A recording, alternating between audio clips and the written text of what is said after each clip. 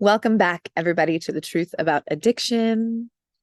This is my backyard, just a piece of it. It's beautiful. I am so excited to make a formal introduction for Dr. David Wiss, who is our very special returning guest on today's episode. And without giving too much away, here is his bio. Dr. David Wiss became a registered dietitian nutritionist in 2013 and founded Nutrition in Recovery, a group practice of RDNs, that's registered dietitian nutritionists, specializing in treating eating and substance use disorders. He earned his Ph.D. in public health with a minor in health psychology from UCLA. Dr. Wiss is a scientific author with over 20 peer-reviewed publications, a nutrition and health consultant, functional medicine practitioner, recovery coach, and passionate educator. Learn more about the intersection of nutrition and mental health at Wise Mind Nutrition, where you can learn about his revolutionary mobile app available for download today. Please stay and listen.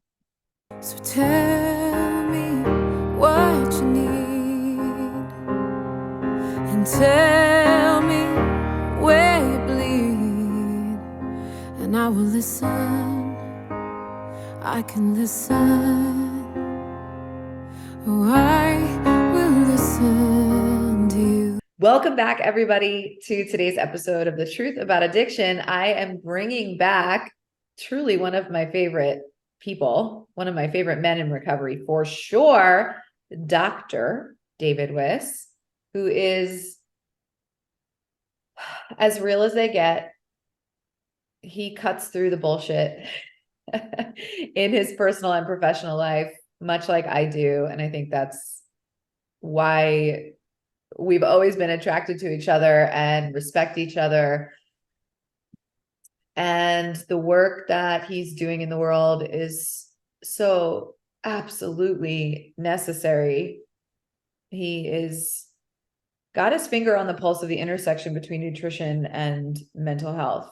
And he is going to come in today, not necessarily spewing scientific details all over us, which he is fully capable of doing, about things like the gut microbiome and the chemicals and the bacteria in there and the effect that that's having directly on our brains and our moods and the choices we make, but more the practical cognitive processes about how these things affect the way we're thinking, the way we're feeling, the choices we're making in our everyday lives, so that we can not only understand it, but perhaps take some power back and make choices that are more aligned with our integrity.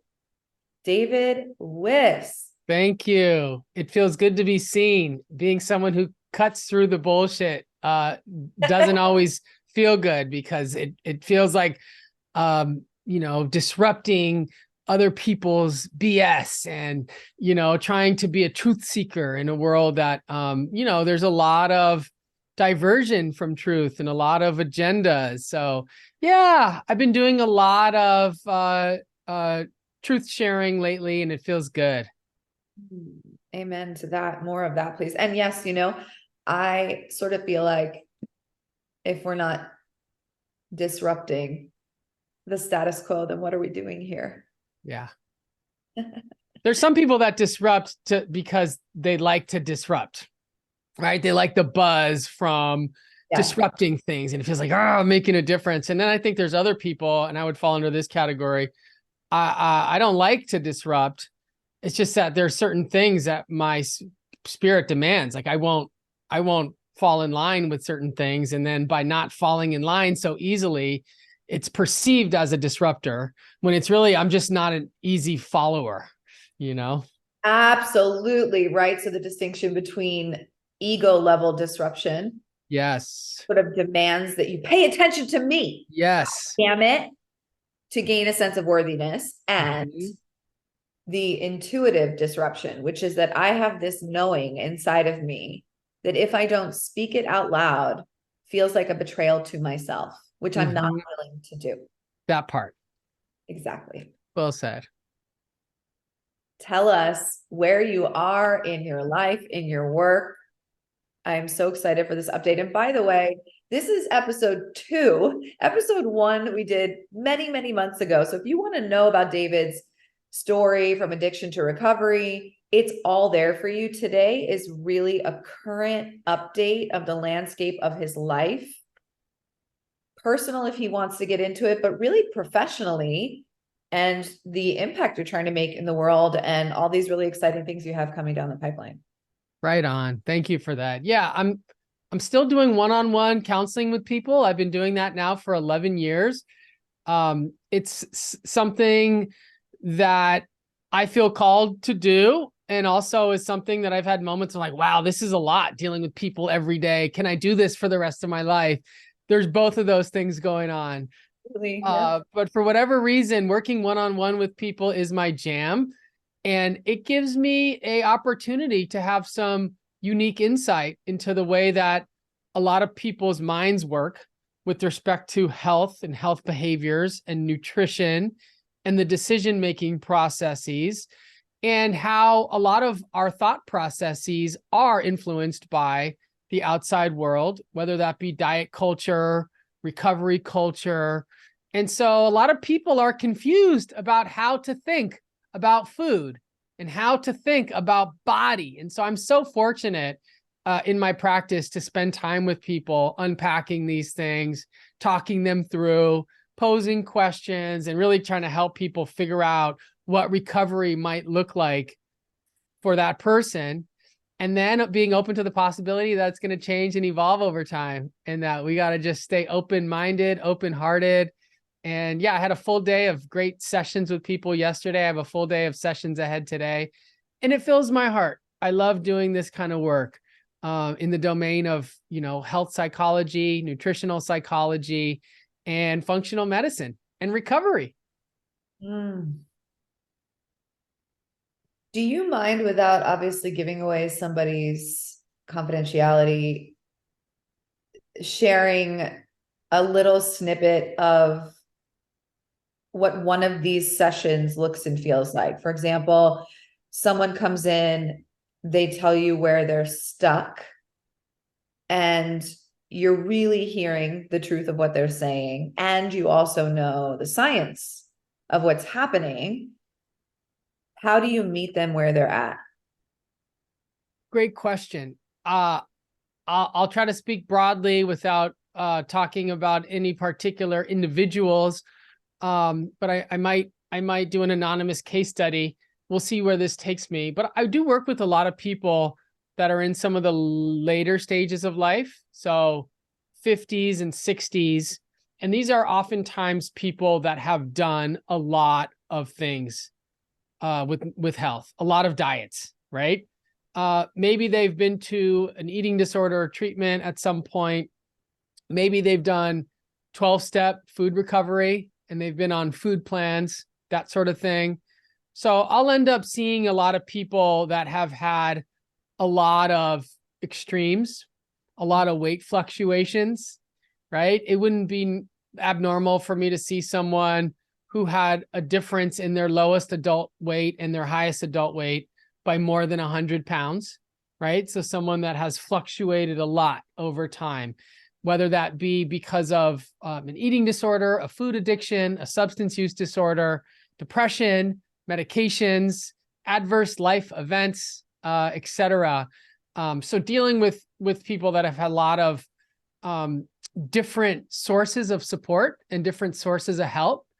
And now they've got all this old information that's just taking up a lot of space in the head. So for example, someone that was in OA, or a 12-step food recovery program for 10 years and was on a food plan and had some changes, started walking a spiritual path. And now, fast forward, they're starting to see that level of rigidity is no longer working well for them. And they want to do something a little bit different, right? And so, they're exploring like, well, what should I do? Should I read the book Intuitive Eating and do that? Should I, start someone else's program? Should I kind of stick to what I'm doing? And so if someone comes with a lot of noise, who am I? Who am I as an eater? How should I move forward? What should I eat? Right. And so to be this place of safety and this place of wisdom for someone who comes in and say, yeah, it's safe for you to stop adhering to such a rigid food plan. It's possible for you to move into a next chapter. Here's some things to think about. Here are some ways to cognitively restructure your processes and to build a new chapter. And that's what I try to do. I build new chapter energy. People have a lot of old energy. I'm remembering this thing that I did when I was 30. I'm remembering this body that I had when I was 35. I'm remembering this outfit that I wore when I was 40. I'm remembering this low spot that I had when I was 45. I remember coming out of that and feeling great when I was 50. And here I am, I'm 53. What am I doing with all this information? Where am I headed? And so, yeah, I reference the older group because I've had a bunch of those recently and helped some people find peace getting out of a level of rigidity that no longer served them. So yeah, I've helped a lot of people move from too much structure to less structure. And I've also helped people move from not enough structure to more structure. And this is the whole point of an individual assessment, figuring out what is someone's psychological and psychiatric profile and how will they benefit from new information. And so, yeah, it's deep work. And sometimes people are responsive to spirituality and want to do a morning practice, and, treat this thing like it should be treated, a recovery type of program. And yeah, that's the bulk of the work that I do. When I'm really fortunate, I get to do a bunch of blood testing, urine testing, stool testing, saliva testing, and bring a bunch of data into this picture as well, and be able to do the kind of psychological piece and the biological piece and bring it all together. You said that I don't want to say challenge, but you find a way to get into that cognitive process. And I don't know if it's by way of asking particular questions. Is there a question that you go to? Obviously, everything's going to tailor to the person and what they just said to you. But I know as a clinician, there are certain particularly open-ended questions that are really informative that we can pitch to the patient, the client, and get so much out of by just hearing how they respond. So in a moment where you're sitting with somebody who has been, by the way, for the listener, OA is Overeaters Anonymous, if you're not sure. Let's say they've been in a 12-step program, and I can relate so deeply to now 14 years sober, I'm in ACA. And part of what I find so attractive about ACA is that it is more of a psychological and trauma-informed approach to the steps that is not as rigid as you're just a self-centered addict, piece of shit, shut up, go be of service. Because my first addiction was self-abandonment and people-pleasing to feel safe in the world. So if I'm only being told in recovery that when I am stuck in self, I need to just go and help somebody else, that isn't always what's good for me. That's right. Because when I go and help somebody else, I don't know where that line is, where I end and they begin. It is too rigid for me now. Not that I don't love AA, I do, but I need more. So let's say you have somebody coming in,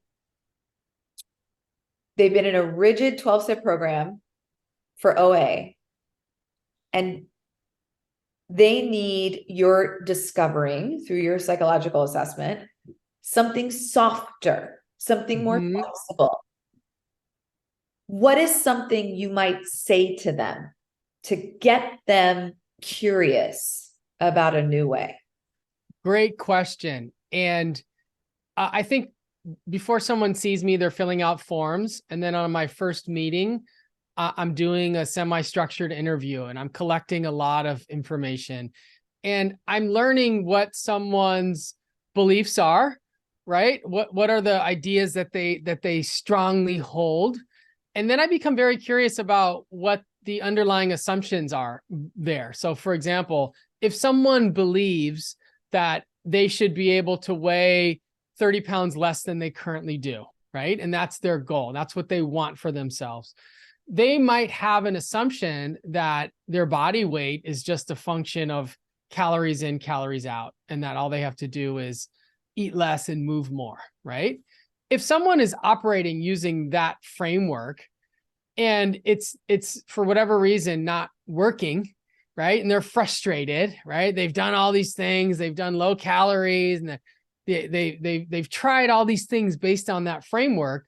I might come in and challenge the framework and say, maybe the assumptions that you have about how easy it should be for you to move the levers on your health are no longer supported by the latest scientific data, right? And so I might, become very curious about someone's tendency to go from like a rigid approach, which lends itself to pass fail, right? Which is like, okay, I was doing good and then I'm doing bad. And then as you asked, like, how would we move someone into something that would be a little bit more flexible, right? So for example, maybe someone was stuck on quantitative nutrition and they believed that in order to manage their health, the only thing that they needed to do was count calories and weigh and measure their food and use MyFitnessPal, right? It wouldn't be strange that someone would come into my office with that set of assumptions, right? That this is a mathematical approach and this is hard science and this is what I'm going to do, right? And I'm not saying that that approach doesn't work for a lot of people. It absolutely does. But you're going to get, I like the outliers. I like the person that the math doesn't add up. It doesn't work for that person, or it's super, super jarring. And now, to move from rigidity to fluidity, the task becomes, what if we were to think more about qualitative aspects of your nutrition? What if you were to think more about, the variety that you eat, the colors that you eat, the hunger scores beforehand, the fullness scores after? What if we were to think more about the level of processing that's involved in your food and how it makes you feel, the vibrancy that you get from the food, et cetera? And so it would be like possibly a little bit less math-centric and less scientific, but it could still lend itself to someone being very intentional and deliberate about their food. Still wanting to be in a recovery program, still wanting to eat on a regular and consistent basis, but doing it using a different framework. And now all of a sudden, new frameworks lead to new thoughts. And the person is having new thoughts and they're having new energy around it. And then it creates momentum and they're able to actually do something different cognitively and spiritually that isn't super different nutritionally. It's not like, oh, you're eating all new foods and you're eating a crazy different amount. It's like you're kind of doing the same thing. You've just now approached it with a different framework and you're thinking about it differently and you're not obsessed with the old model and you're open to some new models. And now you're eating to feed gut health and you're eating to have better mood. And for some people that have had a long history of a ruptured relationship with food, all they need is a little bit of cognitive restructuring and some new chapter energy. So it's not uncommon that someone could have decades of ways of thinking come in, and then within a few weeks, they just have a new way of thinking about it. And they have a new experience with their plate and a new experience with their body. And it's like, wow, this feels good. And then they build on that. And it's like, you could totally change decades of programming within a few really good nutrition counseling sessions. Okay, so this is fascinating because what I'm hearing you say is that sounds like the best case scenario. That sounds like a person who, regardless of their age, because of neuroplasticity and openness and willingness on a sort of psycho-emotional realm, change is possible. And when it is practiced, it is quicker than we could imagine. However, as somebody who is recovering from disordered, body image and eating, and for the listener, I have worked with David, so this is like the language of my heart that he's speaking. What happens when somebody's sitting across from you and they are deep in the disease of control? Mm-hmm. And they're clearly sitting across from you like people did with me, because there's some level of exhaustion or desperation. That's why they're willing to pay a little extra and go, I heard you were really good at this. I've done this and this and this. I'm tired. It's not working. Help me. But in my clinical experience, even those people, many of them, not all of them, who are paying top dollar to finally get the help they needed, were so stuck in their belief systems that my suggestions blew in the wind. They came and they went. And obviously, as people who walk a spiritual path, we have to recognize our own limitations, our own powerlessness, and we can only offer up, right, our suggestion, our expertise. How much of your practice is baked in with clients who from the first intake session are stuck, and whose psychology is going to lend itself to a lot more outside help before you can really move the needle, versus the kind of case study you just described, where even in their 60s, within a few sessions, you've created essentially a canvas for new circuitry that could be life-changing? It's been my experience that the thing that leaves people stuck, unable to have a new chapter, is the body image piece.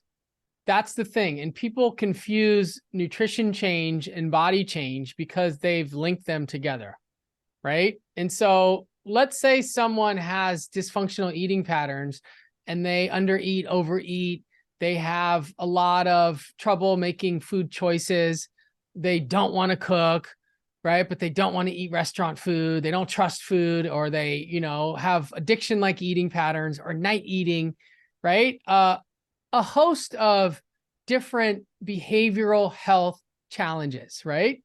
And then they're sitting across from someone like me that says, I can help you with all of those things as long as you're willing to suspend those losing 20 pounds, right? And the person sitting there, and they want more than anything to have help with their eating patterns, but the body that they live in is uncomfortable to them, and that supersedes everything else, right? So the times that I see someone get stuck is usually because they have prioritized, and probably more of a trauma response than an actual cognitive process, a logical process, they have prioritized weight loss above everything else. And that makes it very, very difficult to see the forest, because all they get is that one tree. So they're stuck on that one tree, which is, I don't feel comfortable in the body that I live in, and it needs to change. My clothes don't fit.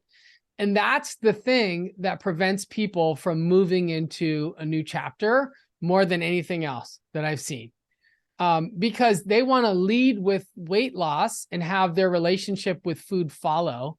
And what I'm saying is, let's lead with your relationship with food and have your body follow. And you have to trust that whatever your body does is going to be the universe talking to you through your body. And yet you have to get into some trust around that, right? So that's where I see the biggest challenge is when people entangle their food stuff and their body stuff, and they can't separate them because they're difficult to separate. And I've come to learn that people are having like strong trauma-based reactions to their bodies that make it difficult for some of this other information to set in. So when you talk about doing outside work, yeah, I think doing a spiritual work, whatever that may look like, whether it be therapy or going to a retreat in South America, whatever people are doing nowadays to get to a different place, and just to be open to the possibility that, maybe we don't know what's best for us. Maybe the universe has plans and we have to trust them. So that's the biggest challenge of the work that I do, is just having to deal with people's expectations around body weight that can be very, very difficult. I think a lot of people assume that because I am a scientist and a dietitian, that I have the secret sauce to help them, right, like lose weight really quickly. And I don't believe that I do. I don't believe that I do. And you tell someone that and they're like, well, this is a bummer, right? This is, like, oh, well, this is not, what I was hoping. I thought you had the secret meal plan and the supplement deck to do the thing. And it's like, I'm not holding back on you. I really just want to see you thrive in the long term rather than keep doing this short-term, immediate crises management stuff. We've talked about this before, but what I hear you say at the very heart of the matter is that your relationship with food and body, like everything else in the whole world, is an inside job. and that people, come to you with, cultural conditioning, the way they were raised, maybe the profession they're in, right? I'm a professional dancer, all these external pressures and forces that have made them in part believe that thinness is the goal, for example, right? So tell me how to get over there as quickly as possible. And when the outside of me looks good, the inside of me will feel better. And you're essentially like a magician, 12-stepping them, saying, actually, if we examine and dismantle and disrupt and rewire the cognitive processes, this whole body situation will work itself out. And that takes a lot of time. It takes a lot of time. And that's something that a lot of people don't have, or I don't know how long I get to spend with someone. But making peace with body is the work. I mean, everyone, I don't only deal with body image issues, but for a lot of people, making peace with body is the key to making peace with food. People think I'm going to make peace with food and then I'll make peace with my body. And it's like, no, make peace with your body and then you make peace with food, because too many people go through life with conflict. There's a discrepancy between how they look and how they want to look. There's some sort of ongoing micro trauma, a body image disturbance every day that makes it really difficult to feel like you're integrated on this earth, to feel like you can be your best self. And that is the thing that keeps the dysfunctional eating patterns alive. And so, yeah, it's difficult for people that work in fitness and do dancing and film themselves, right, with minimal clothes on. Like that's a tough one. You know what I mean? But yeah, I think that the era of body positivity and body neutrality has been very, very influential. One of the areas that I depart from the classic like paradigm there is that I think that the food that we eat does matter a lot. And I think a lot of the body positivity movement is kind of saying, stop dieting and stop worrying about what you eat. And I'm saying, no, what you eat actually is super, super important for your mental health.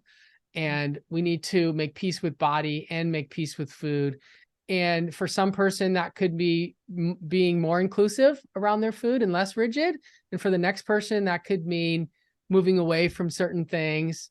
And yeah, everyone's different. So my passion is helping people find their own nutritional identity and building a lane for themselves that is unique and isn't like necessarily following some predetermined pathway.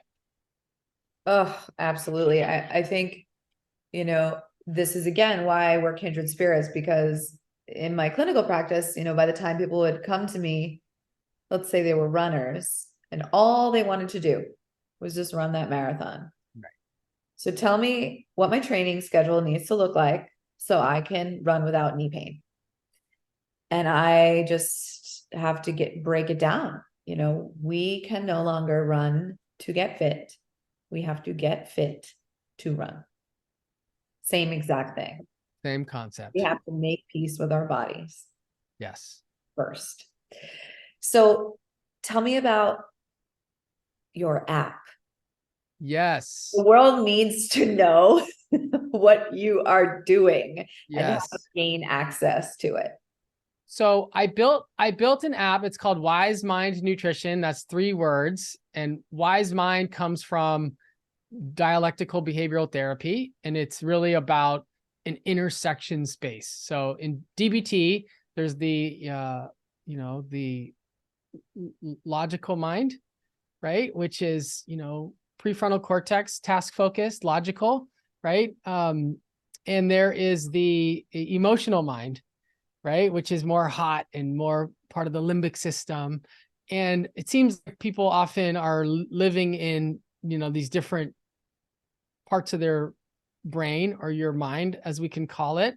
And the wise mind brings together the wisdom from the different parts of the mind. Okay. So that's the essence of what I'm trying to do here, is bring together like seemingly opposing information into one place. Right.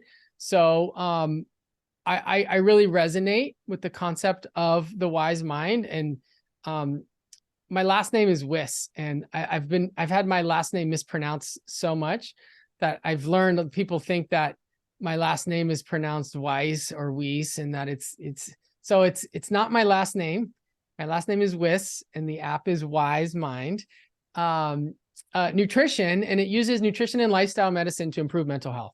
Basically, it is a program for people that want to walk a path using mostly food. There's some supplements in there and some lifestyle stuff to step into a new chapter with anxiety, depression, trauma recovery, ADHD, and to think about eating for gut health and for brain health without being on a diet. So that's the sort of intersection space. How can you be really intentional about your food without necessarily going down some path that could lead to some disordered ways? So it's eating disorder informed, it's trauma informed.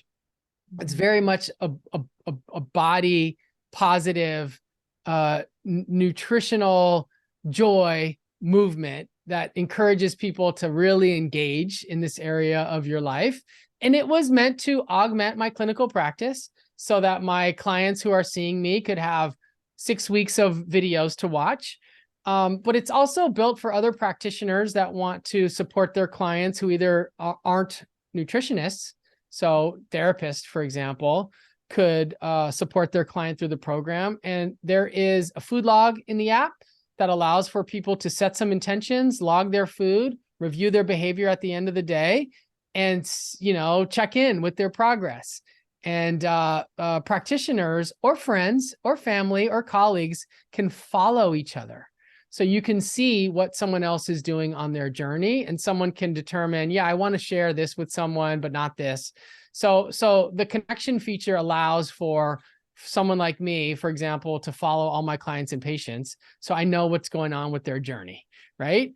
But I also built it so that friends could do this thing on their own. There's a lot of people that have come to see me over the years that can't afford weekly sessions for, a couple months. And so what if 5 people could get together and all do Wise Mind Nutrition and share their data with each other and support each other using social support, and just get it all for no cost, low cost, options. So it's really an effort to create a paradigm shift in the nutrition space. I know that it'll never be as popular as Weight Watchers and MyFitnessPal. I know that those are the things that most people gravitate towards. Very tech heavy, numbers heavy, very goal centric with quantitative outcomes.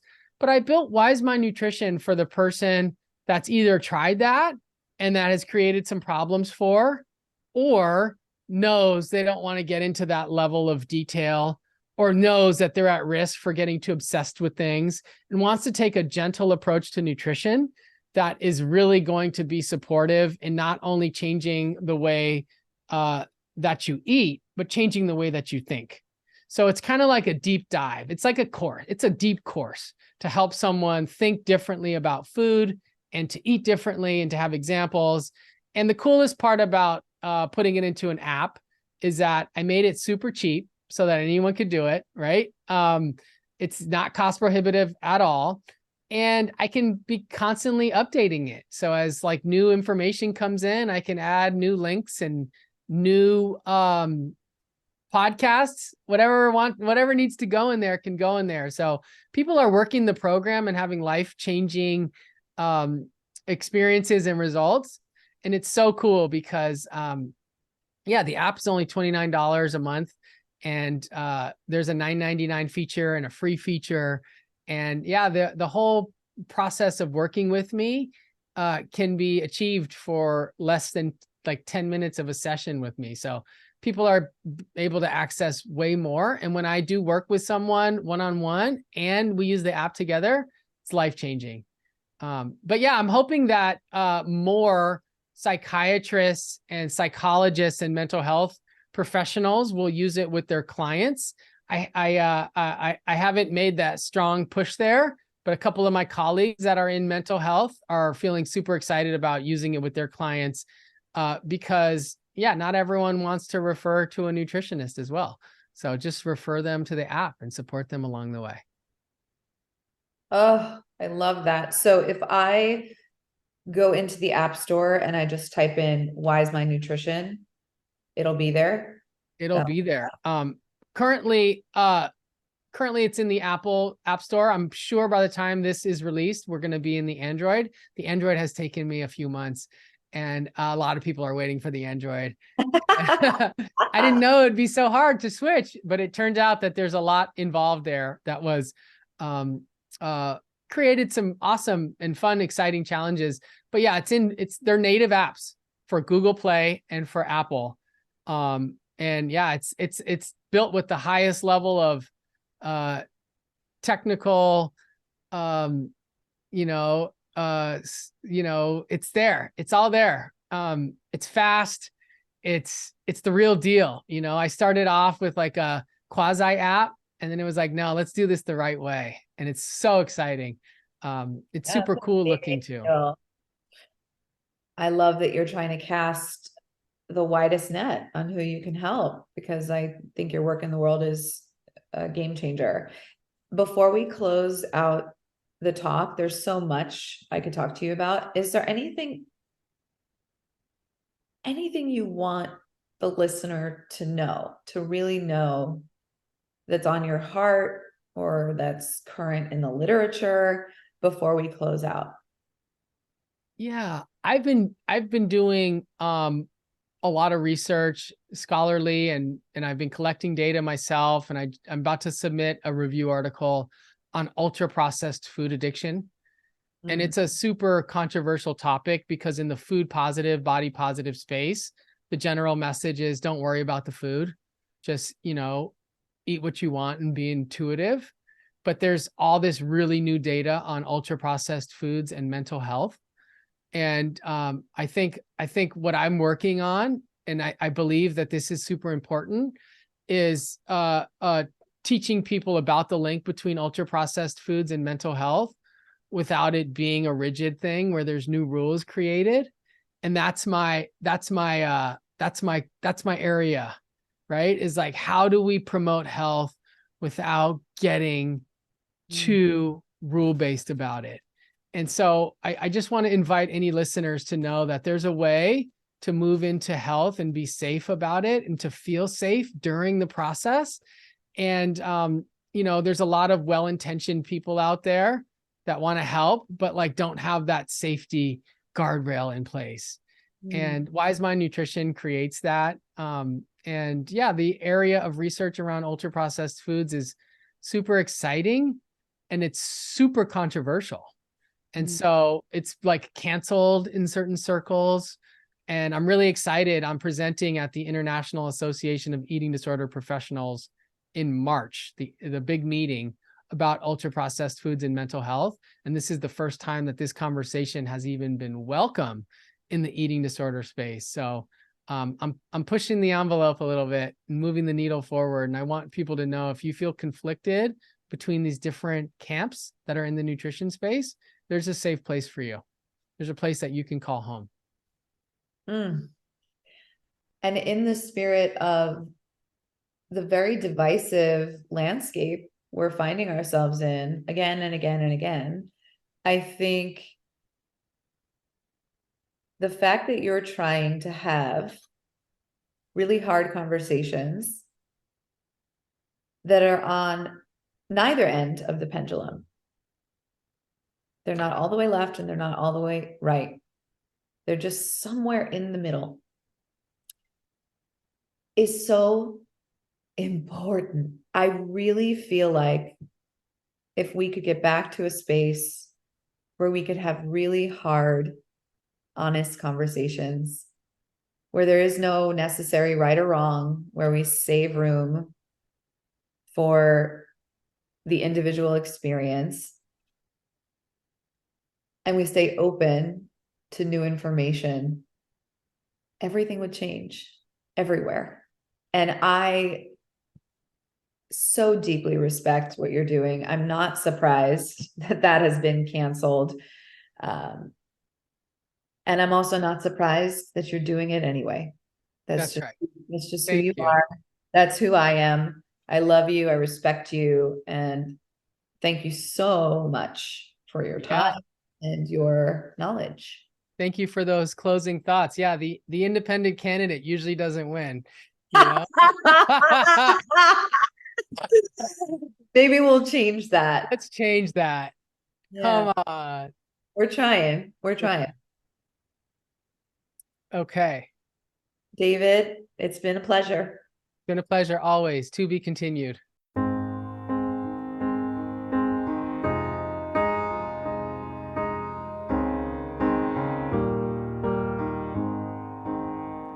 I wanna help you, but I don't know how.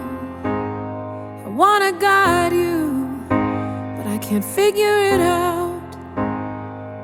So tell me what you need, and tell me where you bleed, and I will listen.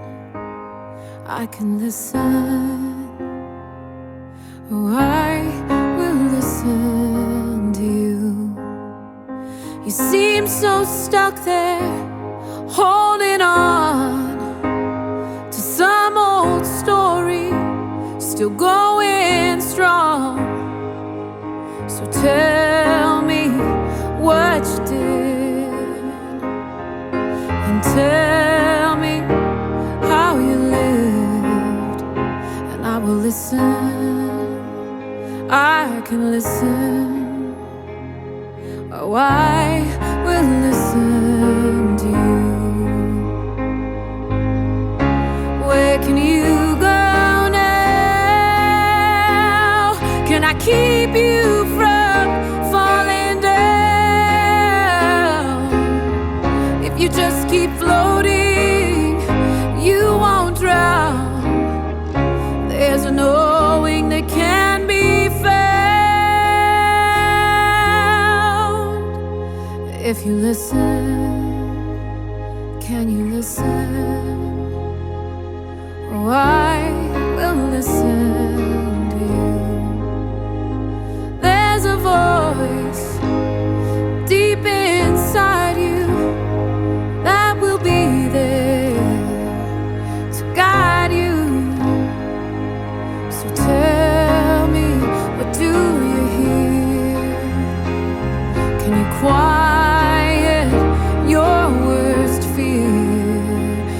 you listen, can you listen? Oh, I will listen to you. Where can you go now? Can I keep you from falling down? If you just keep floating, you won't drown. There's a knowing that can be found. If you listen, I can listen. Oh, I will listen to you.